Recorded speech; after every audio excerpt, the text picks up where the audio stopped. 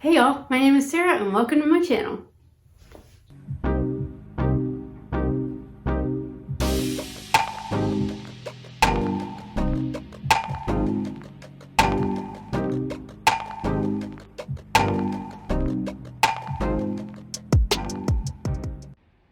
Hello there and welcome back. First, before you watch this video, if you haven't seen my video I uploaded last week showing my setup of this Roman Szmal half pan palette and a review of the colors that are in it, I encourage you to go back and check out that video. I'll link it in the cards and in the description down below. Before I finish painting the rest of this piece, I wanted to mention that sky blue color I actually really like. It's just phthalo blue mixed with white, but for some reason it works really well for this purpose. It lifts better, it's less staining, it's easier to use, it's easier to wash out. So yeah, I really like it. I don't have any problem with that. I think it's probably a pretty good substitute for cerulean blue. So if you have cerulean blue, you could probably just use that. But if you don't, this is a great alternative and it's more affordable. So anyway, I'm gonna let the rest of the painting roll and I will be back at the end of the painting to talk about my final thoughts on these Roman Szmal paints. Enjoy!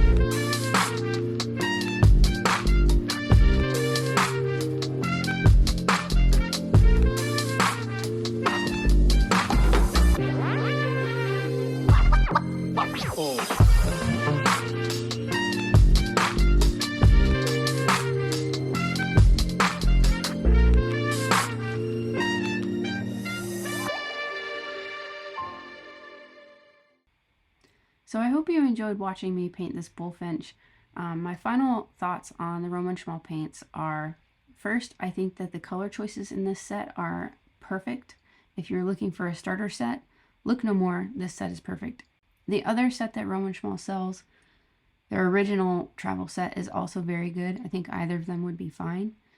It mostly depends on if you really want the buff titanium in your paint set or not. But also this one comes with shadow gray, which is super helpful.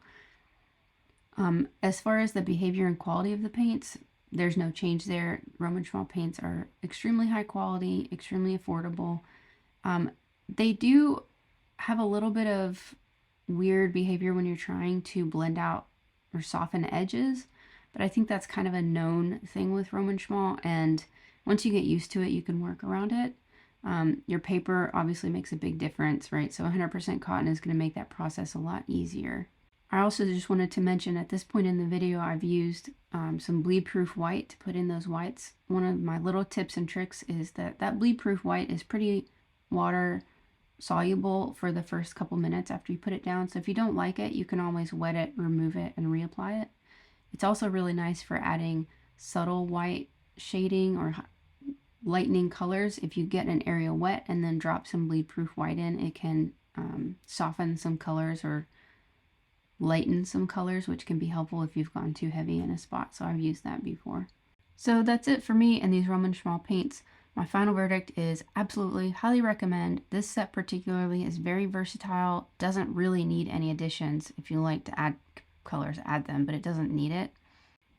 These paints are very affordable, they're high quality. Roman Szmal himself is an amazing person. I say go for it, buy the paints if you're interested, you won't regret it. As far as the brushes go, I really recommend this synthetic blend brush. I think it was series 911. The brush performed really well. It was good for medium-sized washes, perfect for details. It was a very well-rounded brush, good for a lot of different techniques. I do recommend the brush as well. Not so much on the quill, only because it was just awkward. I think a larger size quill would work better. So that's my thoughts on the brushes. I hope you enjoyed this painting and video. Leave a comment down below if you have any thoughts on the Roman Szmal paints, and I will see you next time.